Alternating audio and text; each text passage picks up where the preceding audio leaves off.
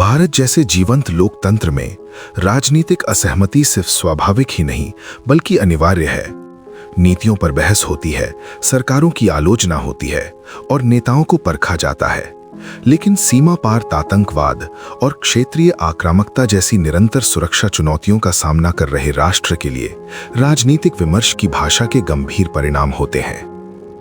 आजादी के बाद से दशकों तक देश की राजनीति पर राज करने वाली कांग्रेस पार्टी ने भारत के संविधान से लेकर सेना और विदेश नीति को आकार दिया।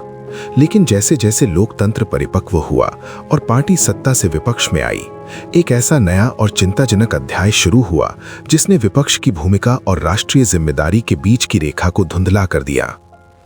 विपक्ष के तौर पर एक जिम्मेदार भूमिका निभाने के बजाय कांग्रेस के कई वरिष्ठ नेताओं ने ऐसे बयान दिए जिन्होंने सीधे तौर पर राष्ट्रीय सुरक्षा और भारत की वैश्विक छवि पर सवाल खड़े किए। क्या कोई राजनीतिक दल अपनी ही सेना के शौर्य पर सवाल उठा सकता है? 2016 में जब भारतीय सेना ने उरी हमले का बदला लेते हुए LOC पार पहली सर्जिकल स्ट्राइक की तो पूरा देश गर्व से भर गया, लेकिन कांग्रेस नेता संजय निरुपम ने इसे फर्जी करार दे दिया। ये सिलसिला यहीं नहीं रुका।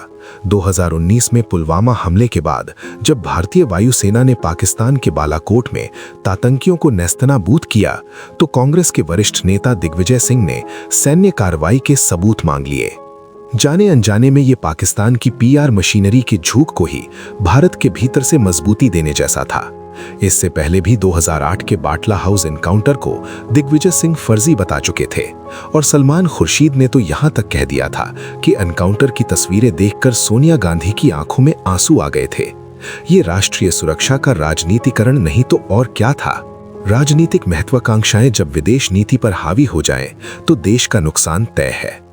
डोकलाम विवाद के समय जब दोनों देशों की सेनाएं आमने सामने थीं, तब राहुल गांधी की चीनी राजदूत के साथ गुप्त मुलाकात ने कई गंभीर सवाल खड़े किए। 2023 में अमेरिका के नेशनल प्रेस क्लब में राहुल गांधी का ये बयान कि चीन ने लद्दाख में भारतीय जमीन पर कब्जा कर लिया है, सीधे तौर पर बीजिंग के नैरेटिव का समर्थन करता दिखा।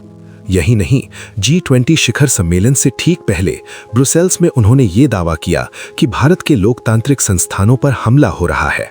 जब देश एक बड़े अंतर्राष्ट्रीय आयोजन का नेतृत्व करने जा रहा था, तब विदेशी जमीन से देश की छवि को धूमिल करने का ये प्रयास क्या एक जिम्मेदार विपक्ष की निशानी है? राष्ट्रीय सुरक्षा के साथ साथ वैचारिक स्तर पर भी विवाद खड़े किए गए। 2018 में शशि थरूर ने बयान दिया कि भारत हिंदू पाकिस्तान बन सकता है। ये तुलना न सिर्फ अपमानजनक थी बल्कि पाकिस्तान में अल्पसंख्यकों पर हो रहे अत्याचारों से ध्यान भटकाने वाली थी। UPA शासन के दौरान P चिदंबरम और बाद में सुशील कुमार शिंदे ने भगवत आतंकवाद जैसे शब्द गढ़े। ये इस्लामिक जिहाद की असल चुनौती से ध्यान हटाकर वोट बैंक को खुश करने की एक स्पष्ट और खतरनाक कोशिश थी। लोकतंत्र में विचारों का टकराव कोई कमजोरी नहीं, हमारी ताकत है। लेकिन जब व्यक्तिगत बयान विदेशी मीडिया की सुर्खियां बन जाएं और दुश्मन देश उनका इस्तेमाल भारत के खिलाफ करने लगें, तो जिम्मेदारी तय होनी चाहिए।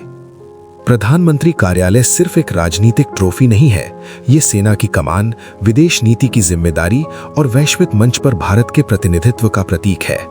अगर भारत जैसे विशाल राष्ट्र पर शासन करने की कोई आकांक्षा रखता है तो उसे सार्वजनिक मंच पर बोले गए हर एक शब्द को तौलना होगा।